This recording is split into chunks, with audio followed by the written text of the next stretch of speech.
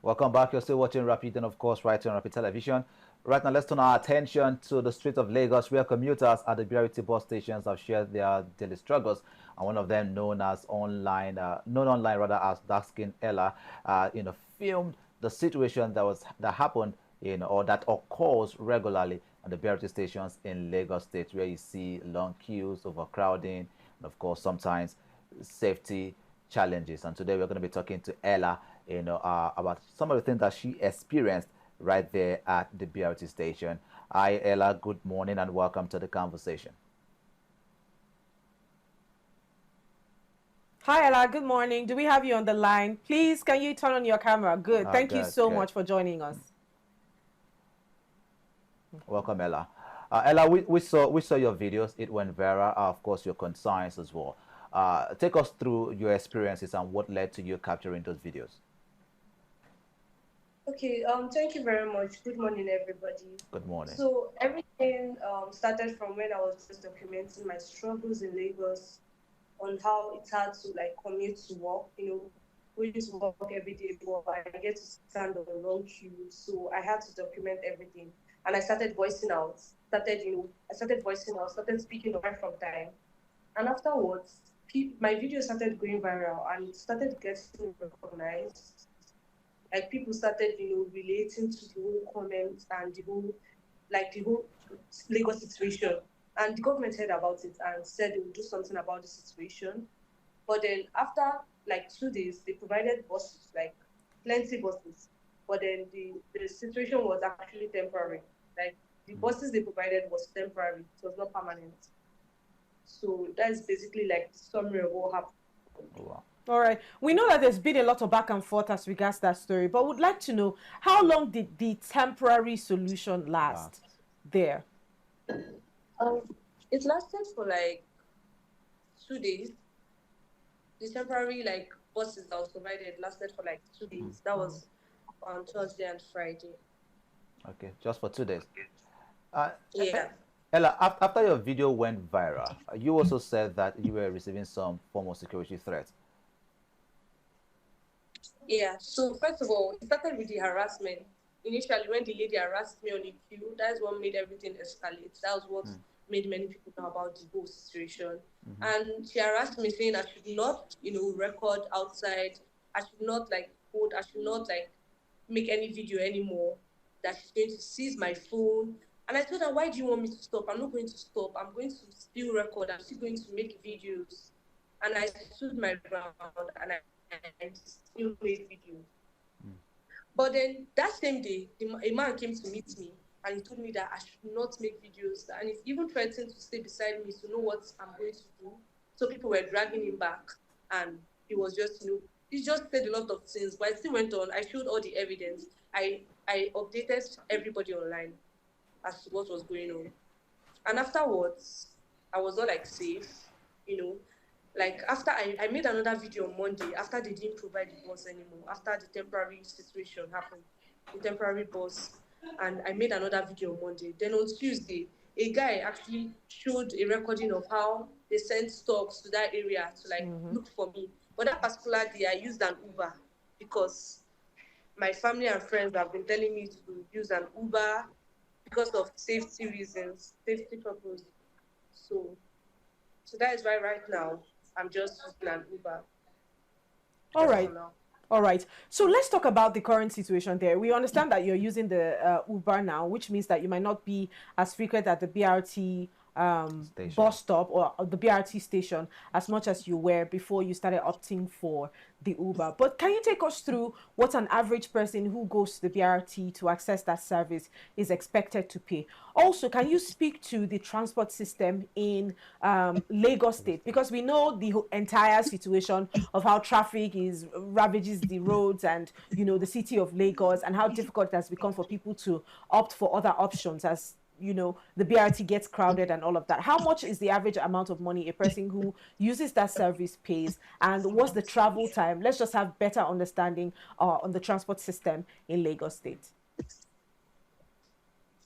Okay, first of all, the BRT transport system, it's not too expensive. But then after the whole fuel increasing, it increased too. So normally an average was like 900 Okay. from I stay like at Produce to mainland. It's 900. It's 900. So at the same time, people spend more than that to the island, right? People spend more than that to the island.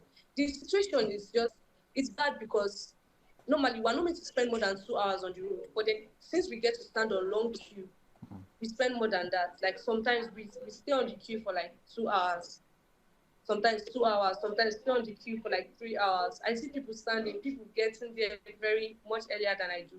They are still on the queue because of low bus. And it's not like it's so affordable. It's not so affordable. People just prefer BRT because it has lane, because of how traffic is in Lagos. The traffic is too much in Lagos.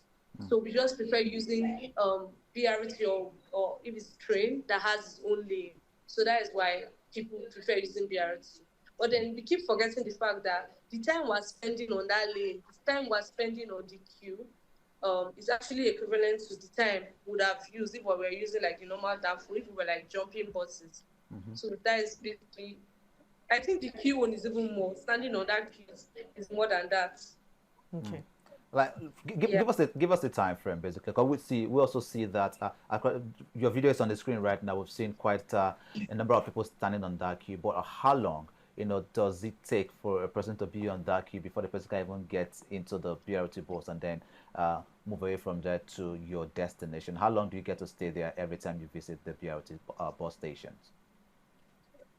If there is bus, let's say I could spend like 20 minutes, 15 minutes if there is bus.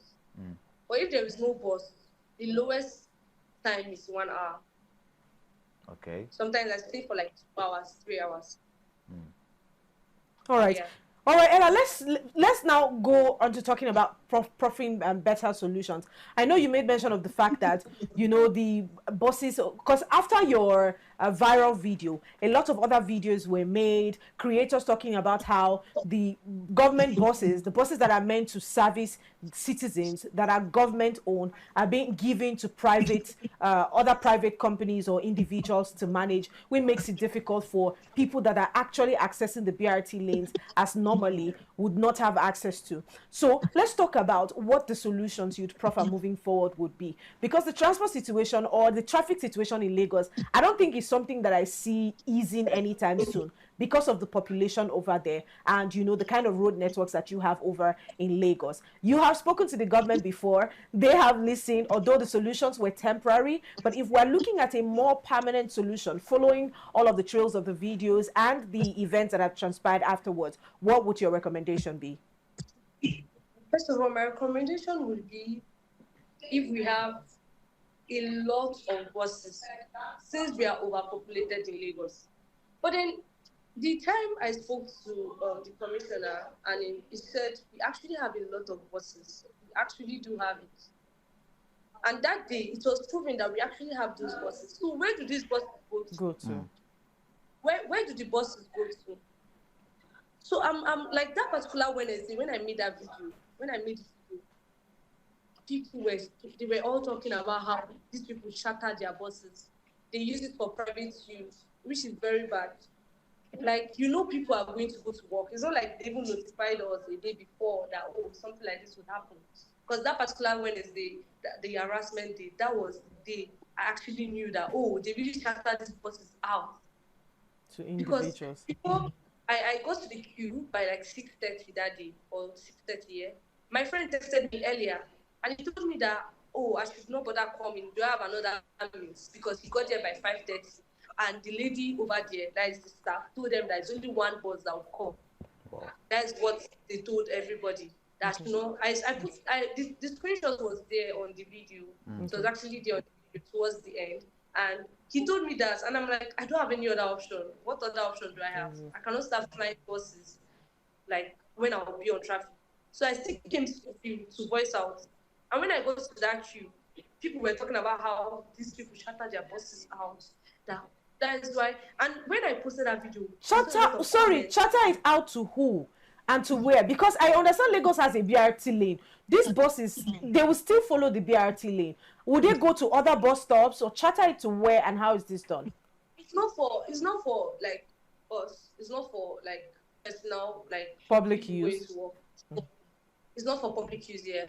It's for private use. So I heard that, oh, someone texted me that day and said, oh, they saw the buses at that airport road. That, okay, maybe the airplane was, I don't know, they were using it to transport people to go, like, I don't even understand how the person said it. But the person said they saw almost all the BRT buses at the airport. Which airport was that? I don't know, was it? But the person like saw, it was more than one person that told me that, okay, they saw almost all the BRT buses. And I don't know the details. I don't know the details they did. Okay. I don't know what details it was, what they used personal buses. But I'm sure this is not the first time. They always use it for different things. But I know it's for private use. And not for private use. And it's not fair because people are going to stand. People are going to stand. People want to. We just want to go to work. It's just work. It's not like we are going to party. All right. Right. That's important. We understand these grievances, and it's important that also the welfare of workers in Nigeria is prioritized, especially here in Nigeria. Thank you so much for your time, Ella. Just before you go out, you have proven to us that social media is a tool, and when we use the tool rightly, we just might get the solutions that we're looking for. Keep doing your good work, and have an amazing day ahead. Yeah, thank you, Ella. Thank you very much. All right. Well, we've had conversations centered around first, work policies and our transportation system, of course, here in Nigeria. And two individuals who have used social media tools, they've spoken out on that, and we've had to talk to them and get their experiences on this particular matter. First, we talked to Flora, who shared with us her personal experience in the banking sector, why she was a contract staff, and of course, some other experiences that some of our colleagues also shared with her, which, of course, these are very concerning experiences. Then we moved on to talk to Ella, who also shared with us her experience in the BRT boards. And she said she spoke to the commissioner there in Lagos State, who confirmed to her that there are BRT buses, but she asked the question, which of course there's no answer to yet.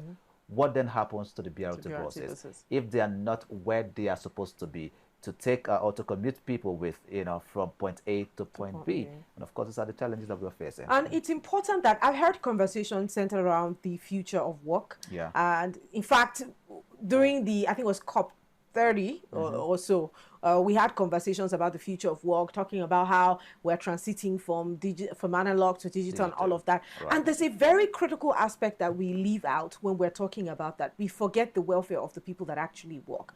Yes, we transit from point A to point B, as regards digital or analog or whatever means the organization is willing to devise. We will transit from that point, but humans make the transition effective, right, which means that the future of work depends on the quality of the workers or the quality of life of the workers. So if the basics like transportation becomes such a Herculean task for the government to do, then what other areas, or how effective will we find these ministries, these agencies, or these departments of state and what have you?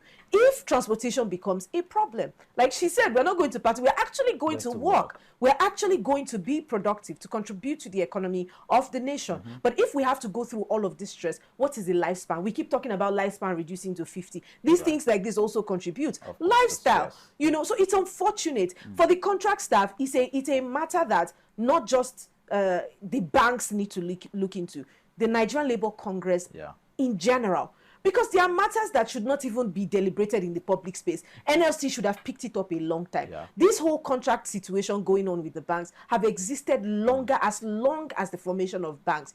What is being done to protect the welfare of workers? Every worker deserves to be protected. Definitely. Permanent staff, contract staff, as long as you work, your interest should also be protected. So it's a call to the government. It's a call to organizations also to be fair in their dealings. But much more than the organizations, the government also, there should be a structured system of operation. I talk about structure all the time because when someone falls out of the structure, it's easy to identify. It's easy to create measures to call the person back to order. But when we don't have any of such structures, operations become haphazard, you see. So it's important that NLC looks into this, the government also looks into this, and the government or the bank, I'm sure that they have an entire body, CIBM also, that is supposed to look into the welfare of staff members as well. It's important that they look into this. But that's pretty much my thoughts on today's conversation. All right, of course, that being said, this is where we'll draw the curtain on the conversation today. Do remember that you can follow us on our social media pages across all platforms at Rapid TV, and you can get to rewatch all our episodes on YouTube at Official Rapid TV. And you can also get to watch us live wherever you are in the world using our website, www.arabianradiotv.com. My name is Victor. Okay. And my name is Martha Alu. We'll We'll see you tomorrow.